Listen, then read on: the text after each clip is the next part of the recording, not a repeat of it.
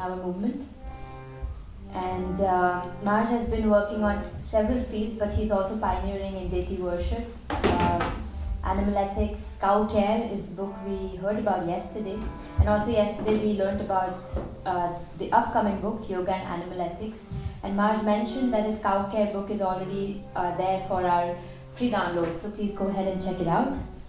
And today we have the great fortune, now that Maharaj is here after several years, we have the great fortune to take utmost advantage and ask questions.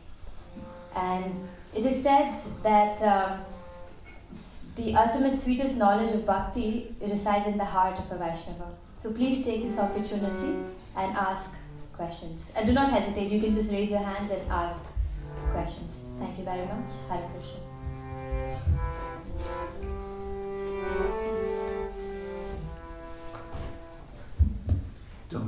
Don't ask any questions yet.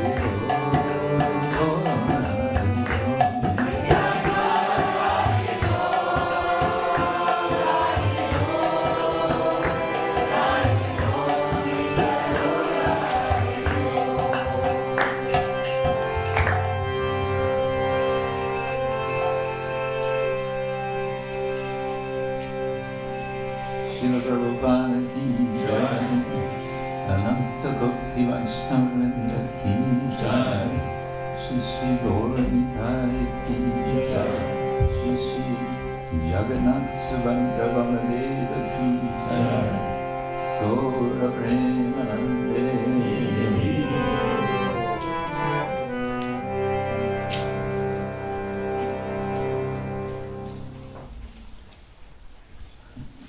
Someone is sneaking up with a dangerous weapon in the hand. Anyways, maybe we can use the table though.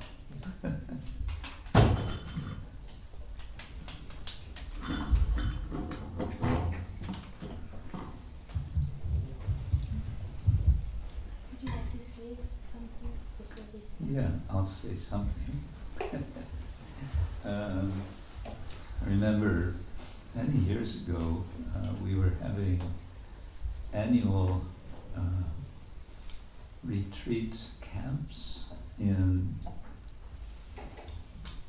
Croatia and Serbia, and they were very well attended. And His Holiness Satyananda Swami would be there, and he always liked to have one evening a question and answer session. And the way he would organize it is there would be what he called the magic question box. And so there would be a box in which you could insert your written question, and if you so chose, it could be anonymous. Because sometimes questions are a little touchy, and we may not want to identify ourselves as the person who asks the question. Although, I must say, there is a trick how you can ask a question without incriminating yourself. And that is, you say, some people say, or a person might ask. So you're not committing yourself. You're just saying, yeah, I've heard this question. This question comes up. And that way you're kind of safe. But anyway, he used to have this box, and devotees had a lot of questions. And then there would be a few of us, the more senior devotees, the preachers. And somehow what sticks in my mind is one time, I think it was in Croatia, in one camp, the late His Holiness Bhakti Tirtha Swami was there in the camp. And I just remember somebody asked about how to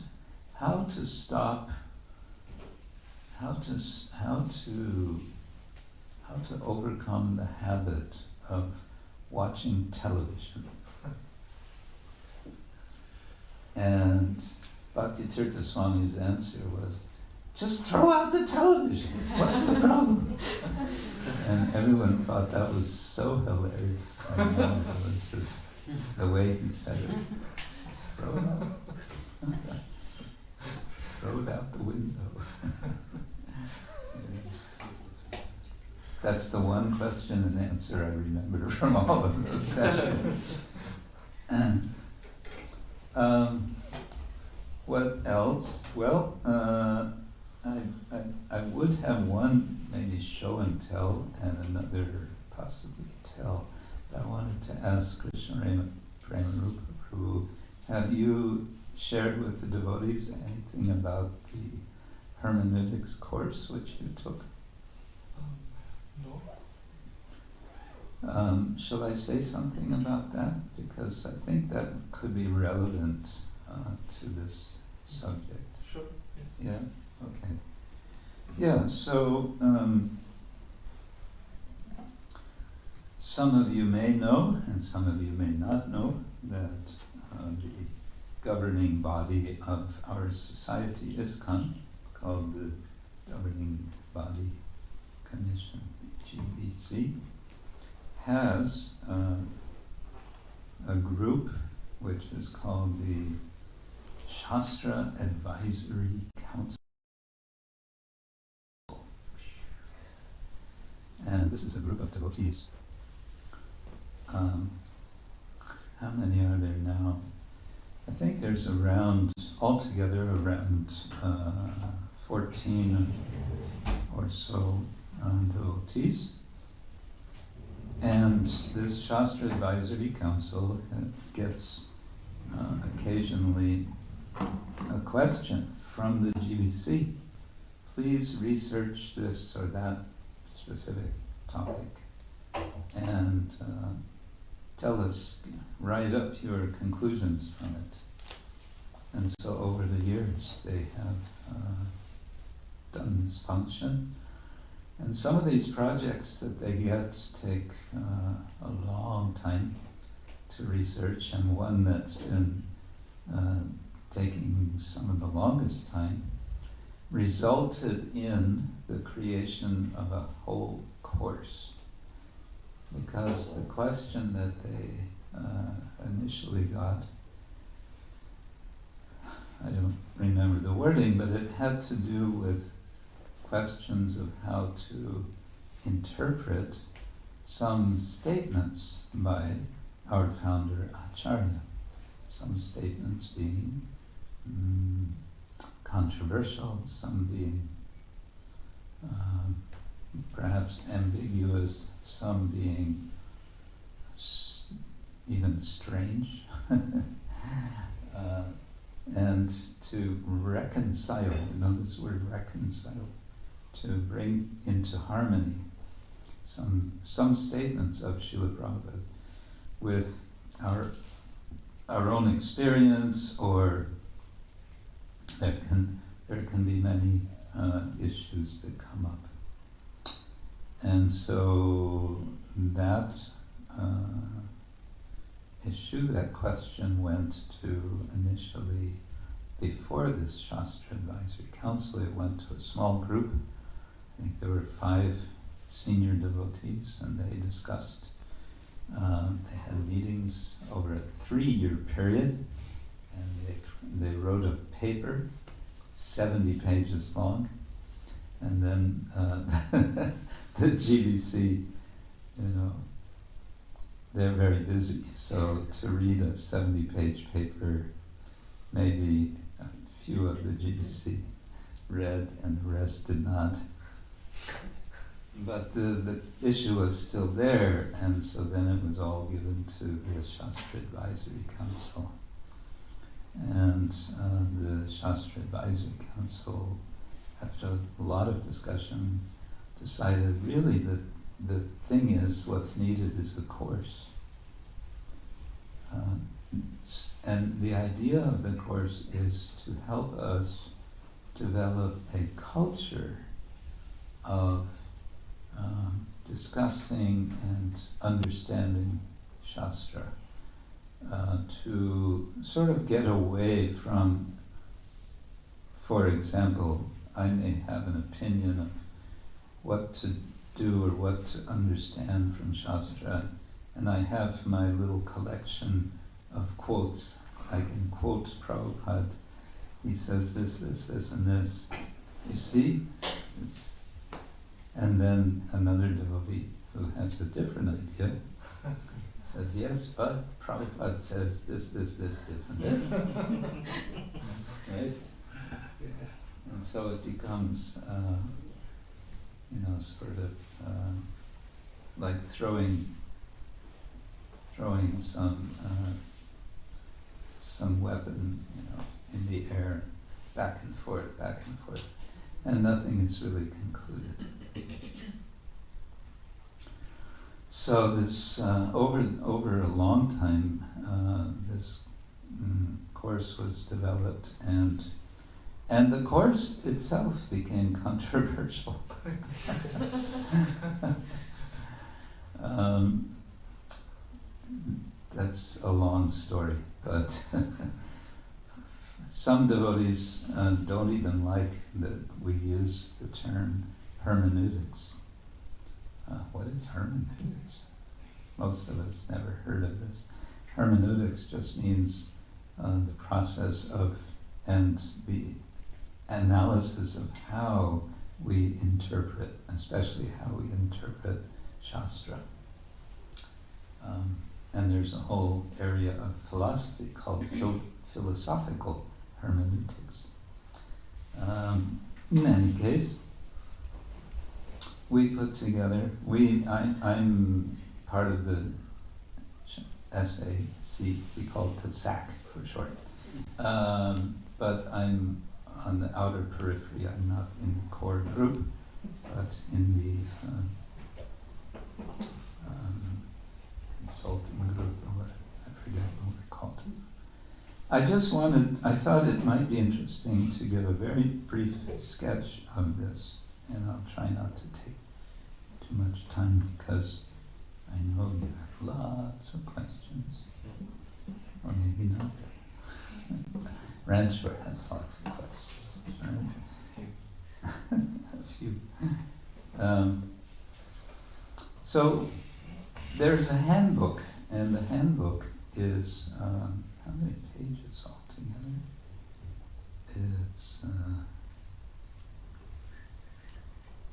It is almost 300. Yeah, it's 284 pages.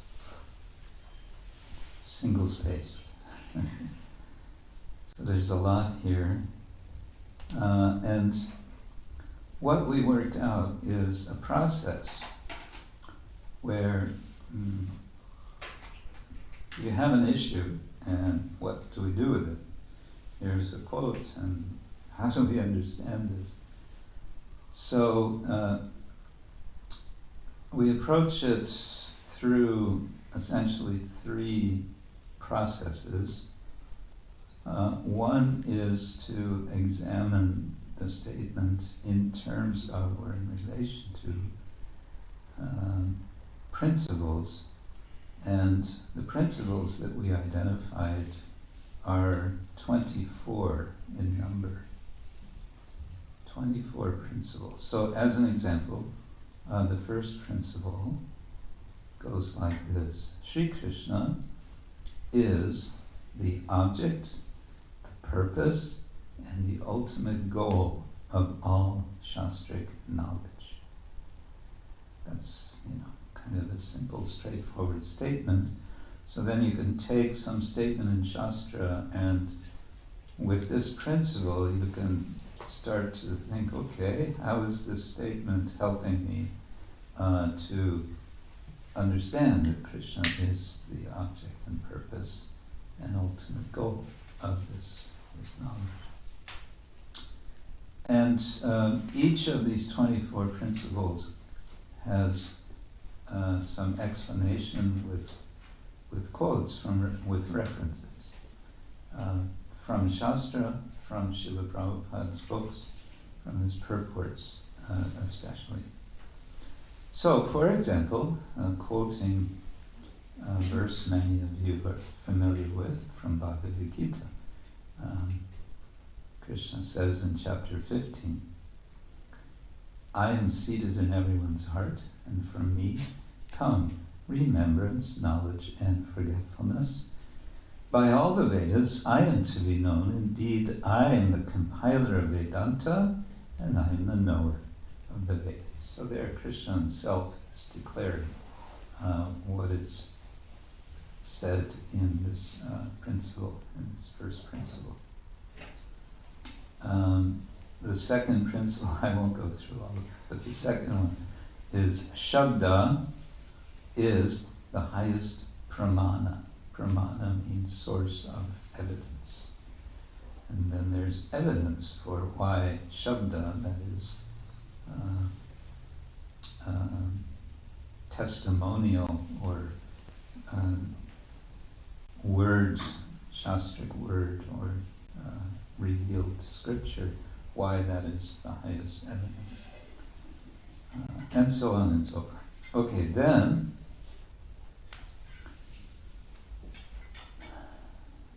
we have a section of analyzing 6 devotional qualities for doing this practice of interpretation. And the basic question for the devotee who wants to interpret Shastra is, am I qualified to do it? What makes me think that I'm qualified to understand what I'm reading or what I'm hearing? And there are 6 of these qualities that we want to sort of make sure that we have. First is humility and service mode. Fidelity to the text and the tradition is the second. A discerning search for the truth is a third. Honest and authentic conversation is a fourth. Openness to change and transformation is the fifth. And finally, benevolence and generosity is the sixth.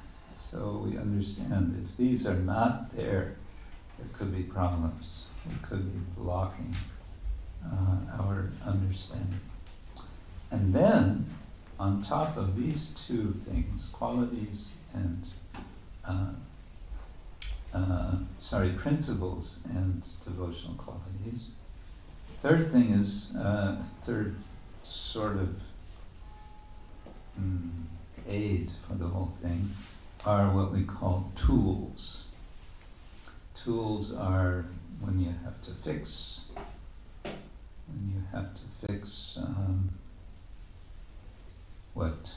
some mechanical device, then you need to have the right tools. You may have to loosen and tighten some screws, so you need a screwdriver, and so on. You have to have the right tools for each process. And if you don't have, then that can be a problem. So if I have a broken mixer, for making vegetable soup, and it's broken, if I take a hammer to it, maybe that's not going to help. Just to make a gross example. So we identified several tools, not 1, not 2, not 10, but 40 different tools. And these are all essentially in the form of questions. For example, the first question, the first tool is the question, how does this statement of Shastra, by which we mean sadhu, Shastra, and Guru, all 3 together, we're including as Shastra. How does this statement point to Krishna? How does it point to Krishna? And then we give a short explanation of a method. Ask how the statement helps people to know, serve, and please Bhagavan, Sri Krishna, and his associates, and explain it in that light. This method can also be used to harmonize statements by showing how each ultimately points toward Krishna. And then we have evidence for each tool also. So there are 40 of these tools. The second one is considering the pramanas, the sources of authority. The third is seeking guidance from Shastra itself through instruction or identifying precedent. And there's so many more, 40 of them. So that's just to let you know, has been a lot of thinking that's gone into this, and this has been developed into a course. Initially, there's just an introductory course which goes over 8 sessions, I believe, of 1.5 or 2 hours each, and it's been online. And yes, Krishna Pranarupa, what do you think? Was it a good thing? Good presentation? Yeah. You took the course. You gave a nice summary of the main ideas, and I can suggest it's really a helpful course to take. Yeah, so I just, for now, just wanted to, call your awareness that such a thing exists. It's kind of still in process, being developed. There will eventually, the idea is to have level 1, level 2, level 3. So if you're into these sorts of things, that's something to look out for. And I wanted to also share this. The ISKCON Communications Journal. This is also controversial. If it's not controversial, it's not very interesting. Yeah, that's right. ISKCON Communications Journal was running for several years ago, and then it sort of fizzled out, and for a period of something like 15 years it didn't exist, and now for the second year it's revived. And ISKCON Communications Journal is now a peer-reviewed journal. For those of you who were here yesterday, I explained what that means. So it's like an academic journal, and its purpose is to reach people in the academic world, but also in journalists, or possibly in the political government area, administration, that sort of thing, to show that we're something more than just chanting Hare Krishna on the street and distributing books, although we do consider these our most essential activities as far as preaching goes, but we also reflect on our tradition. And this is what the articles in this journal are doing. There's only one issue per year for now. Earlier it was 2, sometimes even 3, but now it's 1 per year. And it's available from Bhakti Vedanta Library Services. That's, you can find online. They're in Belgium, across the street from Radhadesh. Examples of articles this time. This time, almost all the articles are by ISKCON devotees. In the past, they've had articles also by different people, scholars and other religion practitioners, and quite a variety. So, but this issue, first article is by Urmila Devi, The Application of Hermeneutics in ISKCON. She's telling about this course. And next is Hridayananda Das Goswami, Understanding Prabhupada, ISKCON's founder and exemplary teacher. So he's giving a careful analysis after decades of thinking about this himself, how to understand just how it is that Srila Prabhupada is the founder and exemplary teacher. How do we understand? There's another article with a similar aim from Professor Graham Schweig, better known amongst the devotees as Garuda Prabhu. It's called When the Master Speaks, Ways of Understanding Srila Prabhupada's Challenging Teachings and Form of Discourse. So he's giving his own ideas about how we may better understand. There's another, this I haven't looked at yet, from Joshua Green, better known amongst devotees as Yogeshwara Prabhu. Hitler and the Jews, Reflection on Controversial Remarks by A.C. Bhaktivedanta Swami Prabhupada. Yeah. Then there's a very nice article of theology by Dr. Rembert Lutya Harms, better known amongst devotees as Gopinath Acharya Prabhu. The Perfection of All Beauty and Joy, Gaudiya Vedantic Theology of Devotional Love. He is responding to what became controversial. It was a theological, or is a theological issue, and that is bhakti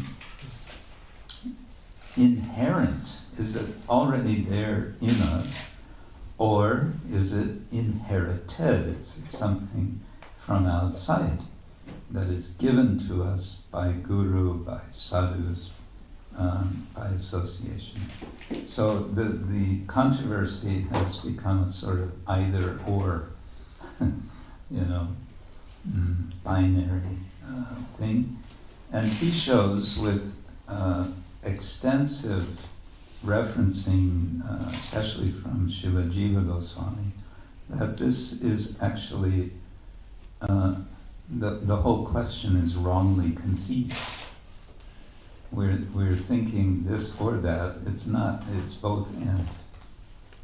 But he gives a very careful analysis. There's another article by someone, I don't know who this is, R. David Coolidge, Dharma of Bhakti, Dharma of Mlechas, Muslim Engagement with Gaudiya Vaishnavism as a Living Tradition. This might be interesting for people from Tunisia. Yeah. Then the last article is Intellectual Engagement with Popular Culture. This is from Chaitanya Charan Prabhu from Mumbai. And then there are 3 book reviews. This is typical of an academic journal, book reviews. So there's a review of Gopinath Acharya Prabhu's book, which is an amazing book. It was his doctoral dissertation, which he then revised over a period of 10 years before publishing it, Oxford University Press. The book is called A Vaishnava Poet in Early Modern Bengal, Kavi Karnapura's Splendor of Speech. So it's a study, a very careful study of the poetry of Kavi Karnapura. It's deep, it's good, it's really good. And Tattvavid Prabhu, you all know Tattvavid, he wrote a review of this book. There's another book review, someone, I'm not sure I know him, he wrote a book called Cow Care in Hindu Animal Ethics. Strange, yeah. So this book is reviewed by Yadunandana Swami. And a third book, you may not have heard, there's been recently a book written in America called Branding Bhakti, Krishna Consciousness and the Makeover of a Movement, by Nicole Karapanagiotis. And this is reviewed by Vineet Chander, better known among devotees as Venkata Bhatta in America. Right. Hare Krishna. That took longer than I intended. Sorry. Questions? Don't all speak at once. When I read Bhagavad Gita lately, We give you just for the sake of moderation, we can first maybe have one question each person, and in case the mic comes around, it's good. Thank you. when I read Bhagavad Gita lately, I came across chapter 14, and Krishna says that every our actions are executed by the three gunas. So the question comes like, where comes the free will in? Ah, the free will question. Yeah. Yeah. Yes, the Bhagavad Gita is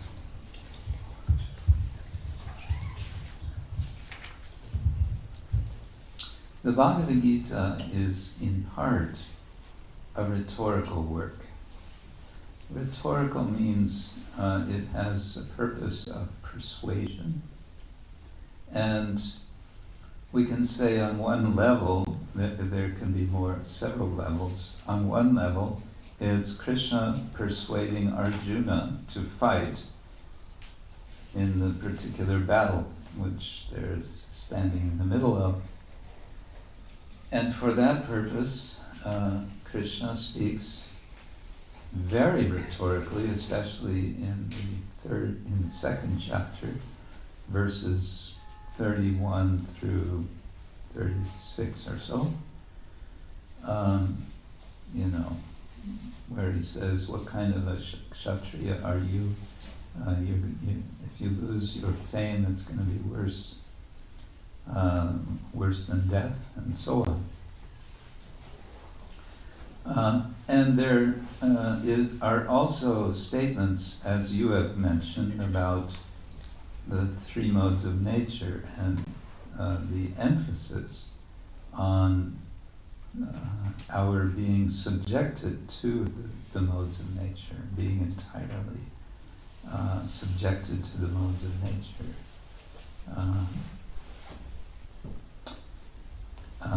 I should be able to quote a verse at this point, but my brain isn't working very well, so I won't try.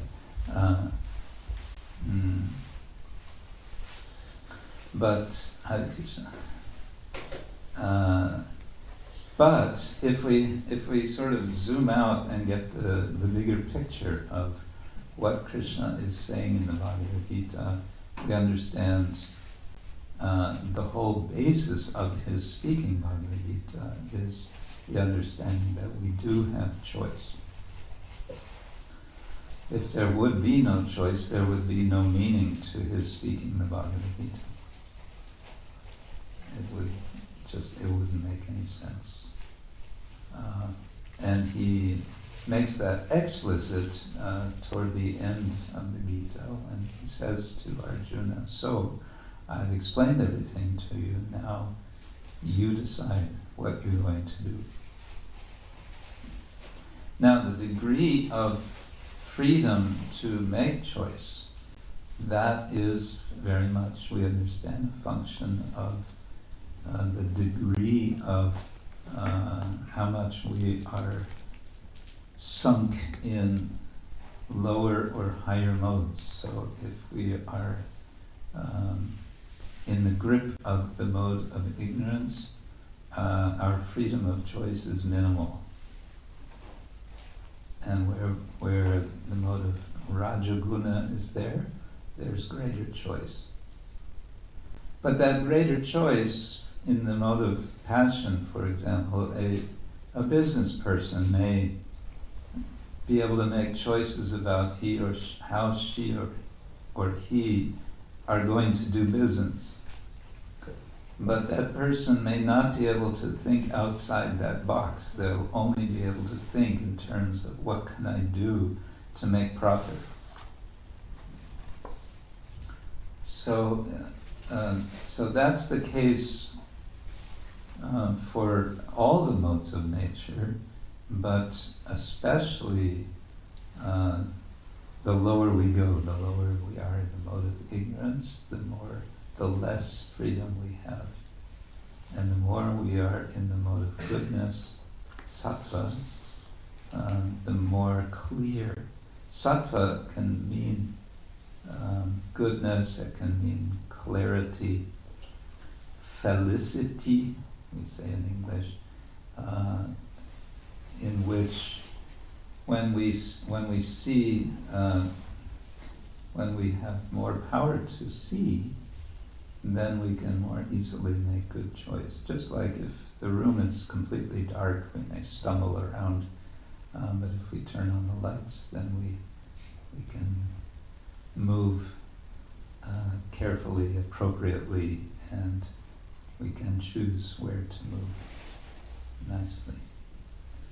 Yeah. So the Gita, in that context, is talking Sankhya, and Sankhya is, there's a lot of Sankhya in the Bhagavad Gita, but it's devotional Sankhya, and we get a lot more of it in third canto Bhagavatam. But this emphasis within Sankhya is that as long as one is under the control of modes of nature, the less freedom one has. And it is possible to become free, and that's the purpose of Sankhya, is to analyze. Sankhya means counting. It's to analyze the dynamics of material nature so that I can make better choices. Okay. So don't worry. You're not a robot.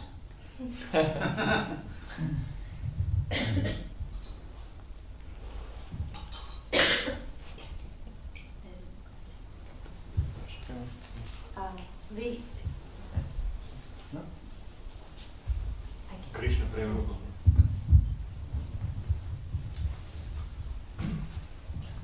Hare Krishna. Actually, a devotee sent me a message with a question for you. She's not able to participate, but she's watching. We are being watched. Yes. So the question is,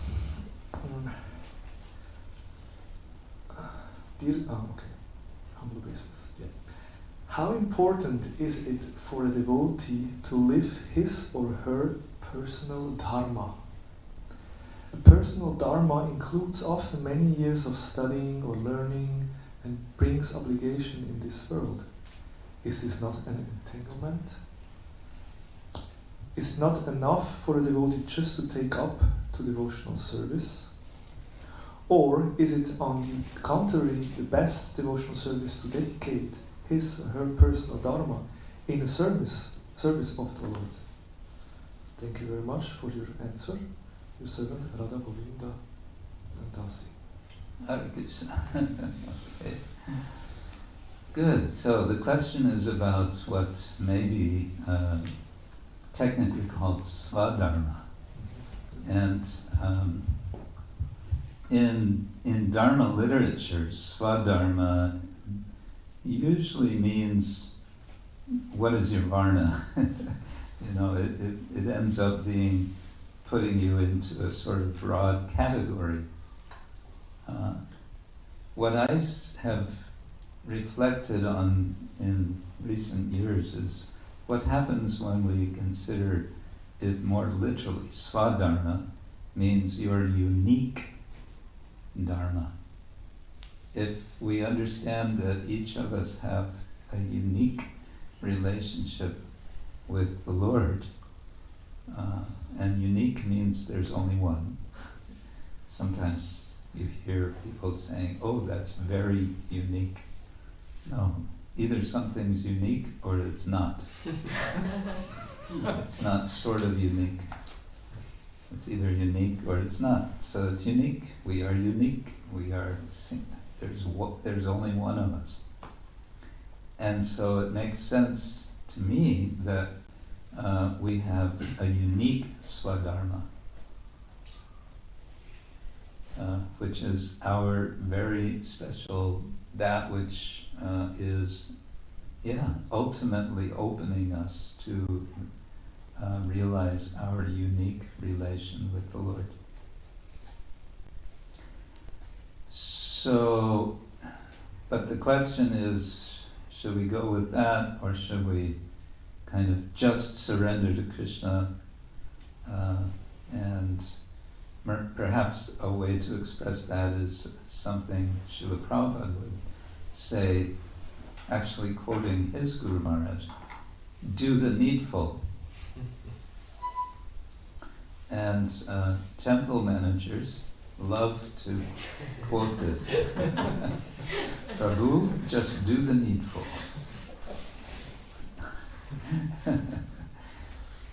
And sometimes it works and sometimes it doesn't, right? I think the what we're looking for is something in the middle. Wherever we have an institution which is, trying to move in a general single direction to accomplish something, to move the mission of Lord Chaitanya forward, then especially with respect to that, we may need to lean more towards doing the needful. But we may also find that in doing that, what comes out is also our Swadharma. We find Krishna opens up a particular way that we can do a service, which turns out to be also doing the needful, and then that can be very nice. One thing I've found since years helpful in my understanding of relation of individual with institution is a little scheme that maybe you've heard before from His Holiness Kadamba Kanana Swami, that we can think of our society, ISKCON, as having 3 levels or 3 dimensions or 3 floors. On the ground floor, we have the functioning of the society, where we have all of the physical aspects, including temples and the managerial structures for this to function, and the economic considerations, and all of those things. There's so many considerations to keep things moving. So that's one level. Then a second level is our individual and collective sadhana. And this second level is linked to the first level, but it can be somewhat not dependent on this first level. In other words, everybody can practice sadhana. Everyone can chant Hare Krishna, whatever the situation is. Everyone can associate with others who are engaged in devotional service, no matter what. However, the institution is also facilitating by having a nice place to gather, for example, and so on, in Krishna's Lord Jagannath's temple. Then there's a third dimension, and the way Maharaj described it once, he said it is Lord Chaitanya spreading the Sankirtan movement all over the universe, whether or not we are assisting. In other words, it's going on, it will go on, whatever we do or don't do. Because It's Lord Chaitanya, and he wants it to happen.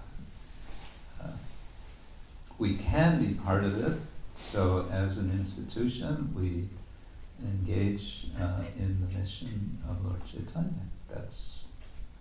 And so Srila Prabhupada emphasized the publication of books and the distribution of kirtan and prasadam, and so on. So all of these dimensions are there. Sometimes one is more the area of focus, and sometimes it's another. And sometimes we may feel there may be considerable challenges on the ground floor. Why? Because it's the one which is most, we say in English, it's where the rubber hits the road. There's the material energy, and there's always friction. There's always friction with the material energy. And we're trying to rise above material energy, but it's there. We can't ignore it. So there are challenges, and unfortunately, some devotees perceive ISKCON as being nothing other than the ground floor. And then when they see some difficulties, they become disappointed, and they may give up. They give up the association of devotees, which means they give up the sadhana dimension. What to speak of the universal mission. But that's a mistake. If we see the bigger picture, then we can always stay inspired.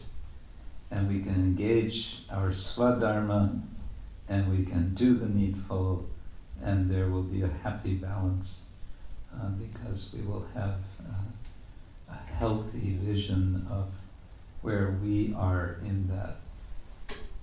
We are Achintya Veda Veda, we are simultaneously, inconceivably part and individual. We are part of a bigger mission, and we remain, we preserve our individuality. That can never be taken away from us. We are who we are.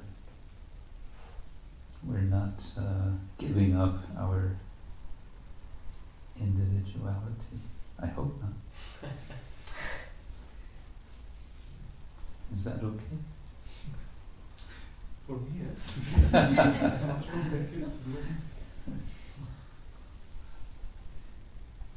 Microphone. It's kind of on the topic of this one. So we mentioned how the individual might relate to these three aspects of ISKCON. I'm thinking about the other direction, where a devotee has experience of devotional service, experience of Krishna, and then has a challenge, and he might not be able to do what's expected usually.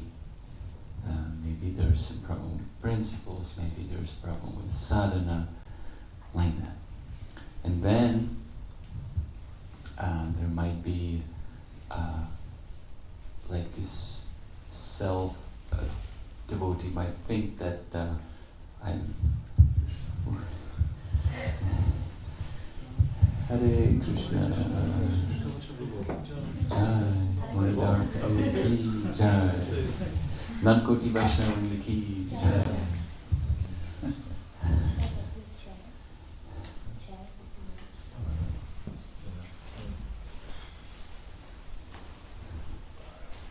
We're just having a Stump the Swami session. Okay. Yeah. Are they succeeding so far? Huh? Are they succeeding? No, the stump the Swami is, oh, are they succeeded? Yeah. So far, I'm still in the seat. Yes, please continue. Yes, so this question is more how a devotee treats himself and how he might feel guilty, shameful, that he is not up to the standard, and how he feels that he's not anymore qualified to be a devotee. Okay. And yes, so this is kind of a relationship of a devotee towards himself. And yeah, it's just, what would you say to such a devotee? First thing I'd say is, don't give up so easily. It's not about you feeling bad about yourself. That's not going to help. You may not be able to follow things at the speed that you initially were trying, but that doesn't mean you can't still go in the right direction. There's, I think, here a problem of another kind of dual thinking, duality thinking, and that is success versus failure. All or nothing. All or nothing. And it's understandable because we do have quite a narrow, we're like a funnel, you know, a funnel has a wide opening and a very narrow spout. And so our mission is like this. We're like, come on everybody, join the party, and then get into this funnel and, okay, now, you better throw that out and, you know, give yourself to this. And now, if you want to pass through this narrow passageway, and if you can't, back out you go. And that's part of the dynamic of our society in its efforts, understandable efforts, to do what all societies do, which is to establish boundaries. Sociologists talk about this all the time, that societies are always establishing their boundaries, who's in and who's out. And we have a kind of inbuilt challenge because on one side everybody is in, and on another side pretty much everybody is out. And that's that can be very confusing for an individual. Then we have to sort of help them back up and say, okay, it's a good thing I want to progress in spiritual life. Now let's see at what pace I can do it realistically. And is there support for me to do that?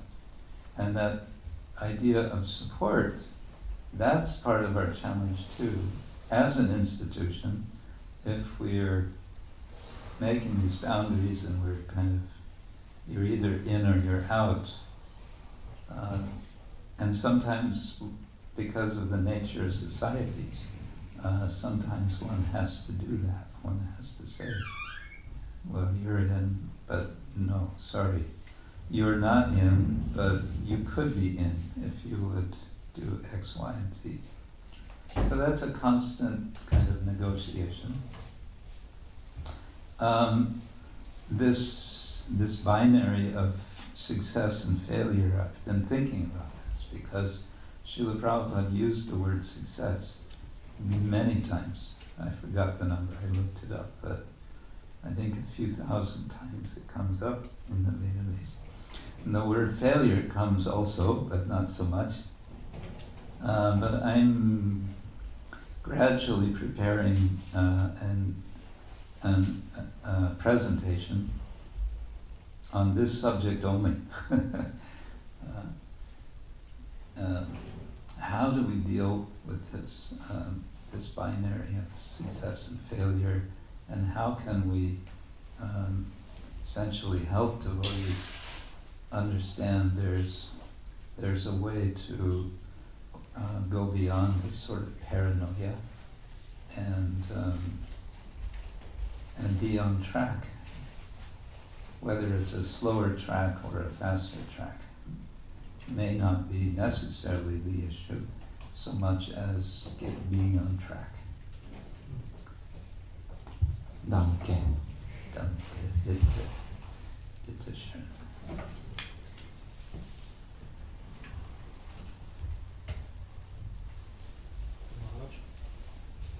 My question is about challenge. So it is said what? About challenge. Challenge. So it is said that if we want to advance in Krishna consciousness, there will be challenges which make us stronger, and this gives us improvements.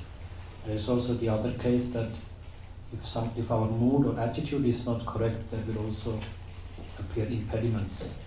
So how do I know when challenge is coming that actually I'm doing the correct thing? I just continue and this makes me stronger?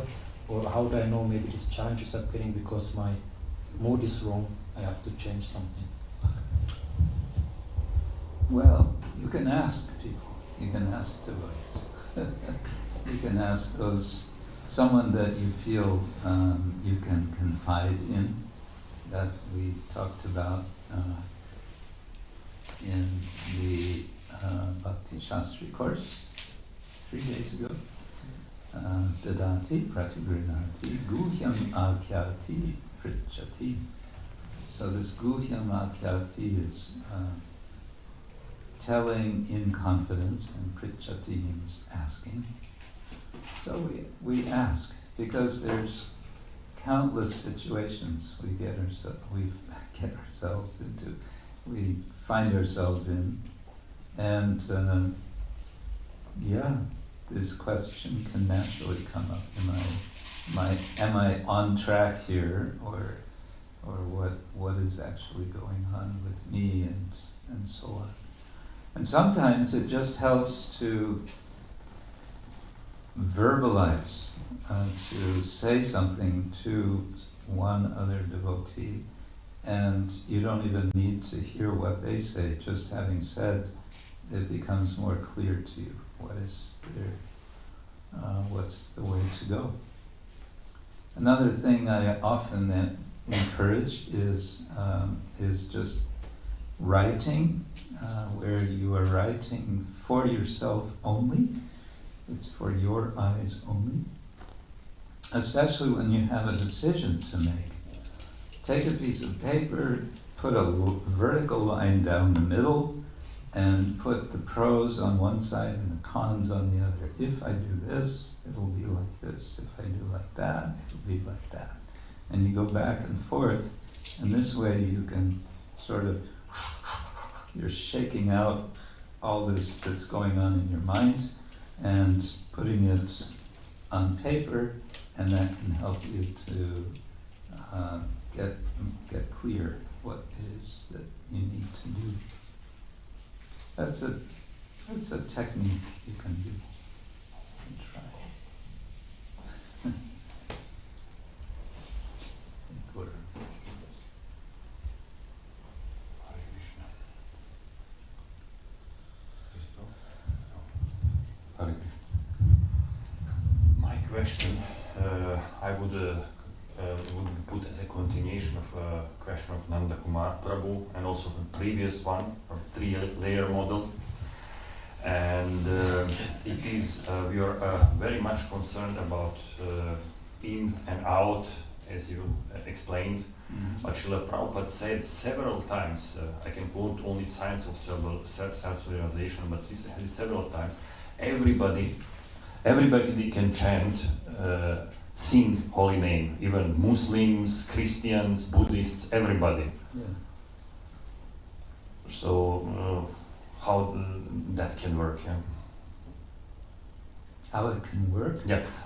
Yeah, I can see even some devotees going back to Christianity and they're kind of balancing, I'm a little bit Christian, a little bit devotee, and what is now most important, being within this society, or being singing, chanting holy name. Well, let's start with Shastra, and let's start with Upadesh Amrita, verse number 5. Krishneti yasya giritam manasadriyeta. That one who is chanting Krishna's name, Krishna iti. So the iti works like quotation marks in Sanskrit, usually, or thus. So Krishneti yasya giritam manasa adriyeta. This is not the imperative form, adriyeta. This is the octative form, which is a kind of soft imperative, but it can sometimes be also a more hard imperative. And so it's saying you should, adriyeta, you should respect. How to respect? Manasa, in the mind, or with the mind. So you should mentally respect anyone who is chanting Hare Krishna. That's Rupa Goswami. And then Diksha Asti Ched Pranativischa Vajantam Isham. Someone who has received formal initiation. That's where the commitment to the funnel comes. Right? Huh? Such a good picture. Yeah. It's like, do I really want to go into this funnel? I don't know if that's the best analogy, but what comes to my mind.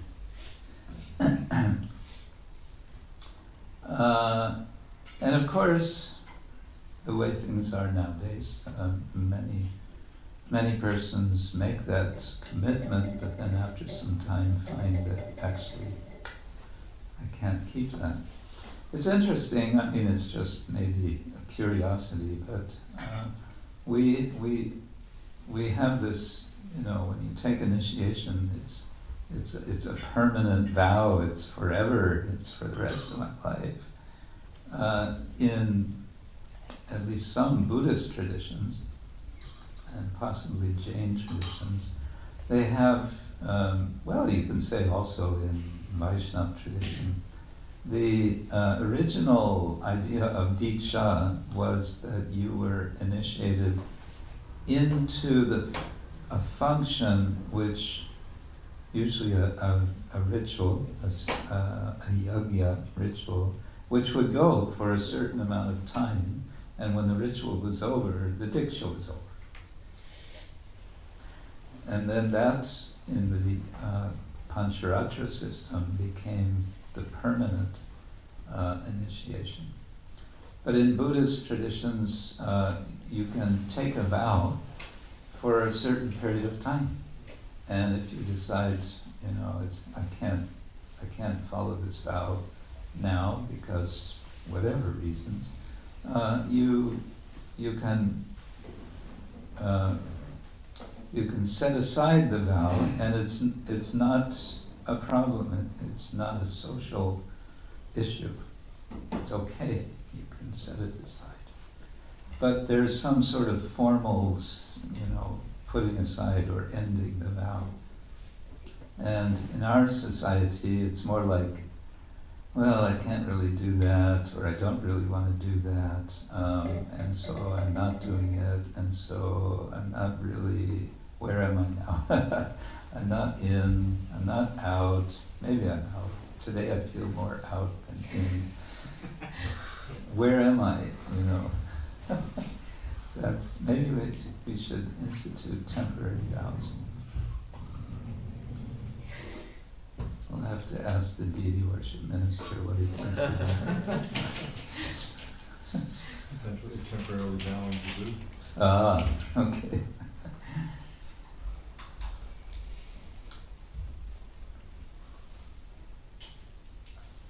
So, yeah, that's all I'll say on that topic for now. Luke, oh, yes. Please. Maharaj, I would like to ask about how is it possible that bhakti can coexist with material attachment? Like someone can be on a high stage of bhakti, but at the same time have strong material desires. How is it possible?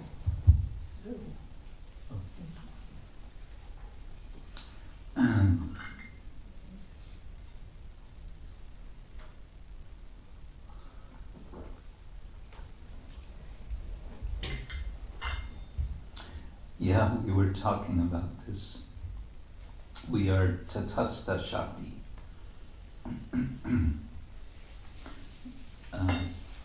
There's Antaranga Shakti, there's Bahiranga Shakti, and there's Tatastha Shakti. And guess what? You are in, or part of, or manifestation of Tatastha Shakti. That means you are neither here nor there. We're in in between. And our excuse me, our aim, of course, is to turn entirely to the spiritual energy, antaranga, Krishna's internal potency, and to be fully sheltered in that potency. However, we are always Tatastha Shakti. We are always of that category, that tattva. And so that tension is always there. Another point maybe helpful is Srila Vishwanath Chakravarti Thakur speaks of different aspects of anishtata bhakti. Nishta means, Prabhupada would say, fixed. Ado shraddha tata sadhu sangota tato vayunakriya tato vanatan vritti satato nishta, which is tata. Nishta, in Croatian language, nishta means nothing. But in Sanskrit it means standing down, it means fixed. So, but he explains, there's anishtata. He gives 6 sorts of anishtata bhakti. There's utsahamayi, which means overconfidence. Thinking, yeah, I can do this. Yeah, Maya, hey, no problem for me. That's utsahamayi. Then there's ghana tarala, which means literally thick and thin, which means like today I'm fired up and tomorrow don't call me. And there's vishaya sangara, inability to manage one's senses. Vyuda vikalpa is being indecisive. Should I be a brahmachari or should I be a grihasta? Like that, there's 6. And the last one is taranga rangini, literally enjoying the waves. Enjoying the waves. In other words, as a result of bhakti, some good things come, some things that are enjoyable. And then to get attached to those good things, it may be in the form of some Anerkennung, some recognition. It may be something more subtle, it may be something more gross. Being then diverted by that and seeing that as the goal of devotion, that's going to be a problem. Enjoying the waves. So this could be also what's could be relevant to what we're speaking about, I think. Yes or no? Maybe.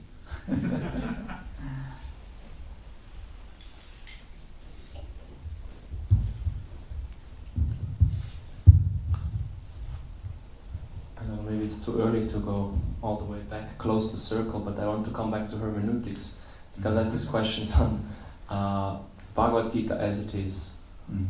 Something you cannot really say nowadays, right? Like, because it's very black and white, it's very absolute. So I was just wondering, how do you deal with that in the academic area that you're in? Because also, for example, for preaching reasons, dealing with academic people or so-called intelligent people, they will struggle to accept this. And also, how can we kind of defend Srila Prabhupada's commentary from others against others who are more literal, or who are more as it is in other ways, maybe in literal translation. Even more as it is. That's an interesting one. Stump the Swami. My way of explaining the phrase as it is that Prabhupada is emphasizing that the hermeneutic principle that he follows in his presentation of the Gita is that the mood of Arjuna needs to be taken seriously as the student, the follower, the disciple of Krishna, and that one should aim to be in a similar mood as Arjuna, where Arjuna is declared by Krishna to be his friend and his devotee, and who declares in the 10th canto, Param Brahma, Param Dhamma, Pavitram, Paramam Bhavan, Purusham, Shashvatam, Divyam, Adidevam, Ajam Vibhum. You, Krishna, are the Supreme Brahman, etc. He makes a very clear, straightforward declaration, unambiguous. So that's Prabhupada's hermeneutic principle, and the way he expresses that, he wants to emphasize that this is the way we're reading Gita, is he ties it right in, he builds it into the title of his book, Bhagavad Gita as it is. There's some scholar some years later came out with a Bhagavad Gita called Bhagavad Gita as it was.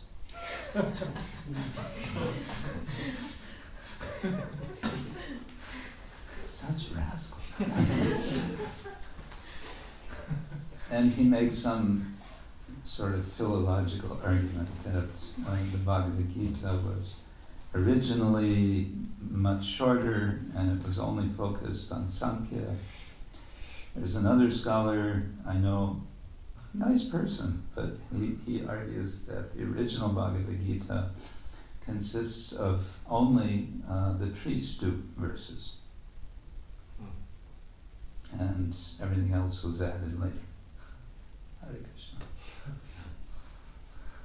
He says he has full appreciation of the Gita as it now is. He says it's wonderful, but from a Indologist's point of view, he feels it's necessary to say that. So yeah. So as Prabhupada identifies himself as, of course, a follower of his guru, he identifies himself in a disciplic succession of teachers of the Gita, representing Krishna. That's how he sees himself, and therefore that's his hermeneutic principle. And we can say, well,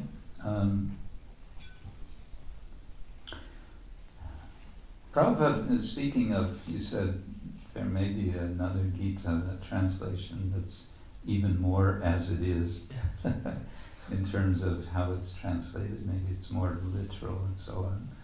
Prabhupada once said to his editor, one of his first editors, Hayagriva Prabhu, said, don't worry about the translations of the verses so much.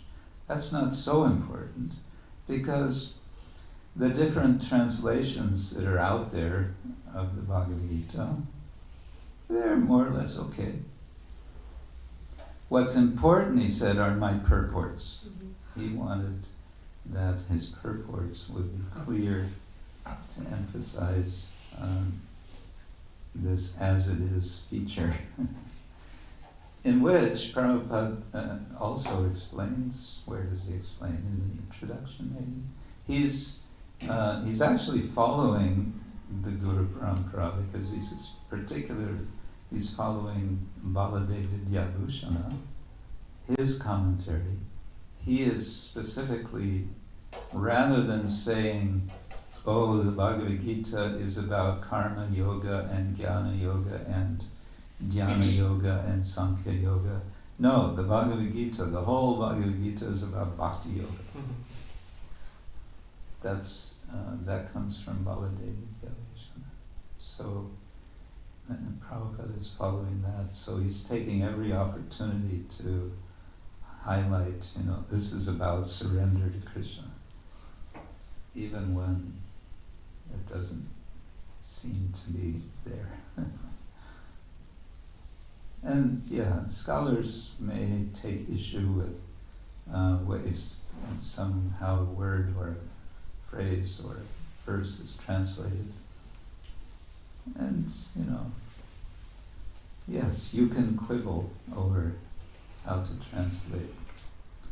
One time I was in the India Institute Library in Oxford University. They have a separate, or they used to have a separate library, and I found the section where they have all the different Bhagavad Gita translations. Prabhupada mentions in this introduction there are some 600. Well, I didn't find that many. I found I didn't look in the catalog, but I just counted what I saw on the shelf, and there were 250 or so. That was a few years ago. Since then, there have been a lot more translations, and everyone seems to feel they need to give it a shot, let's say. You don't count unless you've done a Bhagavad Gita translation. So that's okay, because the Bhagavad Gita it's poetry. That's something we forget. It's all poetry, and poetry is very challenging to translate poetry. You can be more literal, or you can be more poetic, or try to find a middle, and that's a choice.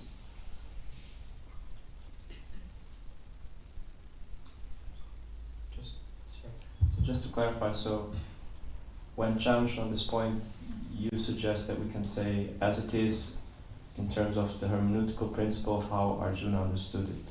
Like that's a kind of narrowing it down of the as it is. I think that's generally that may be the way to go.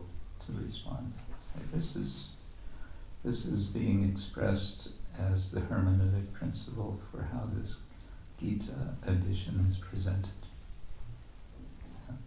Yeah. Yes.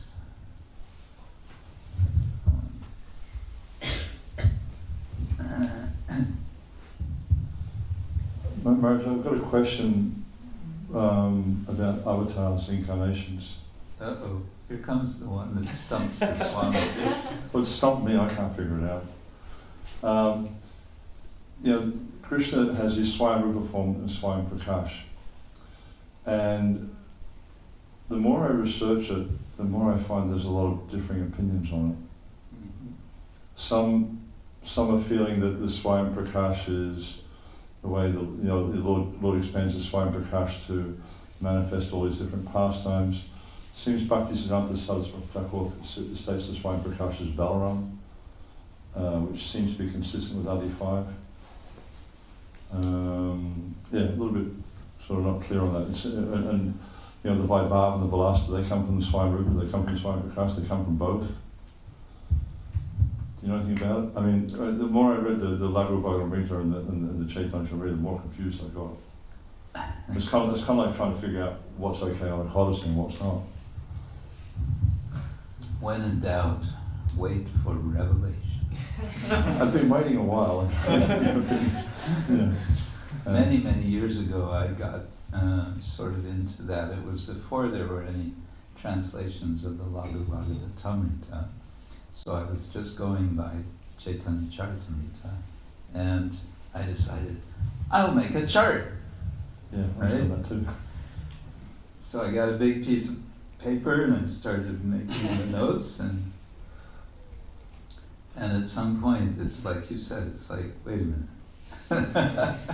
Wait a minute, is this from there? Is this from, how does that work? And then where does the Tadikatma Rupa fit into it? Yes, so my answer is, when you figure it out, let me know. Well, I mean, in one sense, I kind of, I mean, obviously it requires transcendental realization. It's not something I figure out just by, dots on a chart. But then I was listening to Ravindra Swarupa's Param Satyam series of lectures yesterday. And he was talking about, like, ultimately, so Krishna's just one person. Yeah. So it seems like sometimes you manifest this way, sometimes you manifest that way. Mm-hmm. And it's not like there's any difference. Right. But trying to put it into a chart or a diagram or whatever to explain it, not easy.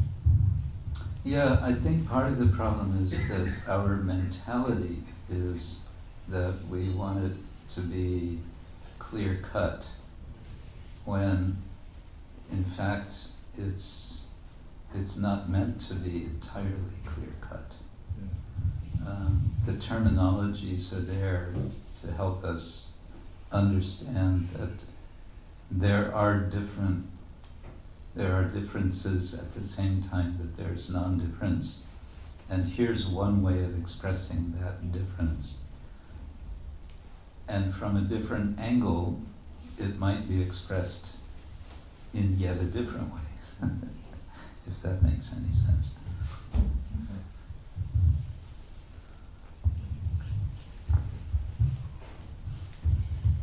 Thank you, Maharaj. So my question is related to suffering and surrender. So when it comes to our personal suffering, we always have this margin to act and alleviate that suffering.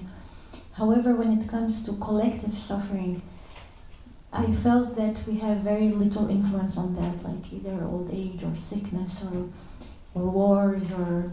so my question is that how can we witness that collective suffering and accept it in the heart and surrender to the will of Krishna? Ooh. Thank you. Interesting how you put it. Yeah, there's something they call compassion fatigue. Have you heard of that?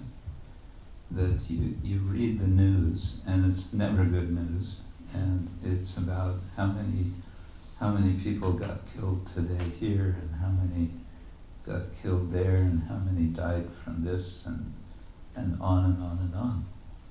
And you sort of become callous. You read it and you go, yes, it's just another day on planet Earth. And we hear on the other side that the Vaishnava, the devotee, is paradukkha-dukhi, one who is feeling the dukkha, the pain of others. Para means others, so paradukkha, another's dukkha. Dukhi, the word dukhi works like the word yogi in Sanskrit. There's yoga and there's the yogi. It's a long I in the nominative. Anyway, so the devotee is a dukhi with respect to paradukkha, the suffering of others. And then, but your question is, it's well put. What can we, how do we relate to the reality that there really isn't anything we can do about so much suffering that goes on? We could make long lists of the sorts of suffering that are going on and expanding on this planet as we speak. But they can be also boiled down to 4 sorts of suffering. Janma, Mrityu, Jara, and Vyadhi. And so Krishna says in the Gita, Janma, Mrityu, Jara, Vyadhi, Dukkha, Dosha, Anudarshanam. Darshana, we know, we come for the temple darshana, seeing the Lord. Anudarshana means ongoing seeing or ongoing being aware of. So, dukkha dosha, the fault, dosha, the fault of material existence, recognizing this is the fault of material existence. Janma mrityu jara vyadhi dukkha doshana darshanam. And that recognition, when it's deep, evokes deep compassion. I think it was Shruta Kirti Prabhu, but I'm not sure it was in any case one of Prabhupada's personal servants. I believe it was after Ratha Yatra in London, and devotees were driving with Srila Prabhupada back to the temple down Oxford Street. And it was, Oxford Street is one of the main streets of London. It's where thousands, all the tourists go there, and everyone's shopping. And, it's this kind of mood of here we are and we're enjoying and we're very busy seeing all the opportunities for enjoyment. So they're going down this driving down the street, and Prabhupada's servant notices that Prabhupada has tears in his eyes. And he ventures to ask Prabhupada what's happening, and Prabhupada says, all these people, they're suffering so much. He said, they don't even know it. He was feeling that way. And these people, apparently there were no problems, they were healthy, they were out and about, and they were shopping and so on. But he was crying for them. So then, even on that level where it seems someone is enjoying life, the devotee, like Srila Prabhupada, is seeing, he's seeing that these people who think they're enjoying today, tomorrow they're in the hospital, or whatever it is. So that's the sobriety of the Vaishnava culture. And we saw that very much in Srila Prabhupada, very, very sober, he would consider. his whole presence was very sober. It could be profoundly joyful and sober at the same time. So I don't know if that addresses your question, but that's what I'm thinking right now. Thank you very much. Maybe we should call it a day. First, there's just this one online question. Perhaps Oh. if you could please end with that, if you do not mind. Yeah. It's from Sanya, Uh, and her question is: in one of your classes on dialogical Vaishnavism, you are mentioning Confucius and his idea that if the interpersonal relationships would be proper, then everything would be balanced. Could you say something about Atmavan Manyate Jagat and its role in communication, conflict, and developing and maintaining proper relationships?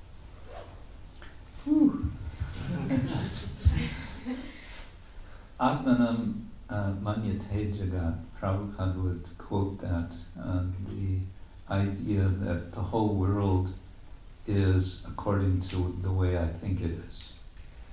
It's a sort of, I think what it's saying is that we project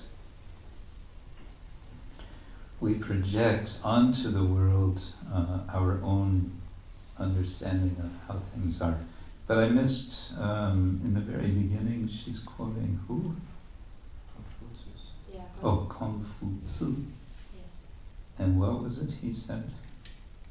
She's actually mentioning how you cited his dialogue in your dialogical Yeah. Vaishnavism. You cited the idea that interpersonal relationships would be, if interpersonal relationships would be proper, then everything would be balanced. Yeah. So, how to get there? Well, in the case of Confucius, Kung Fu Tzu, or Kong Tzu, sorry, it's not Confucius, it's Kong Tzu. His idea especially was just this very classical Chinese idea of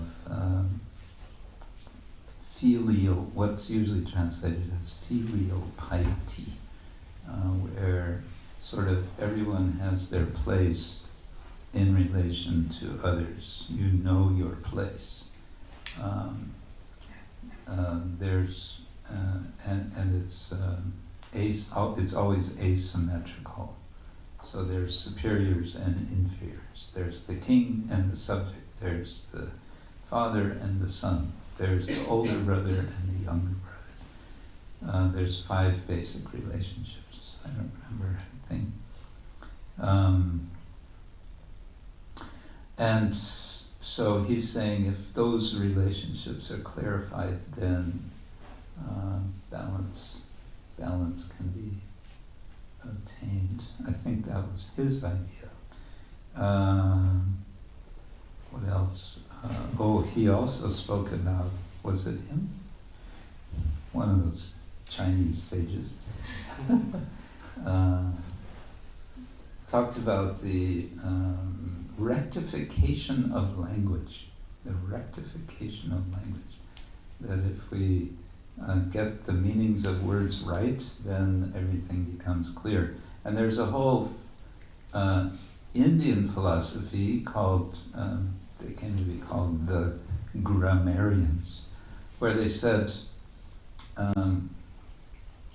if we could just speak proper Sanskrit, we could be liberated. If we would just, because Sanskrit is such a language, it is the language of liberation, and all we have to do is speak it properly, and we will become liberated. There's a whole philosophy like that. But balance and relationships is, I think, what we're aiming for and able we're able to find balance in relationships. Well, let's put it this way, in terms of swadharma. We're looking for our identity. The word dharma has two aspects. One is descriptive, and the other is prescriptive. Description means, who are you? So everyone is eternal servant of Krishna. Krishna, Jivar Swarupohoy, Krishna Nityadas. That's just what it is. It's describing. Then, what's the consequence of that? If that's the case, then what? You should serve Krishna. Then it becomes prescriptive. And all the rest is details. It's, okay, I'm a servant of Krishna, and I'm also in this particular body, I'm in this ashram, and I have these inclinations, so I'm maybe with this varna, and therefore I should do this and I should not do that. And then all of those sort of narrow down to what ideally is a clear understanding, again, based on swadharma, our uniqueness. This is what I have to do. This is my calling. And when that's clear, then relationships will always be clear. Did that make any sense? Nanda Kumar, reassure me. Did that make any sense? It's the right direction. It's the right direction, thank you. You tried. You gave it a good try. Okay. Thank you very much, Maharaj. So, on behalf of New Jagannath Puri and the College of Vedic Studies, we will extend our great gratitude to you for such personally relevant and multi-perspectival insights into every subject matter. His Holiness Krishna Kshetra Swami Maharaj ki Jai, Prabhupada ki Jai, the Bodhi Vaishnava Vrinda ki Jai. Thank you for your kind participation. It forces me to think. And the devotees Maharaj will again be giving a lecture on Sunday, 12:45. So please do join us. Thank you. Hare Krishna. Tomorrow morning, Srimad Bhagavatam. Yes, so tomorrow there will be the first Scientific Saturday Bhagavatam class, where His Holiness will be participating together with Kanadi Prabhu, elaborating on the science of Krishna consciousness. So we're very much looking forward for this also.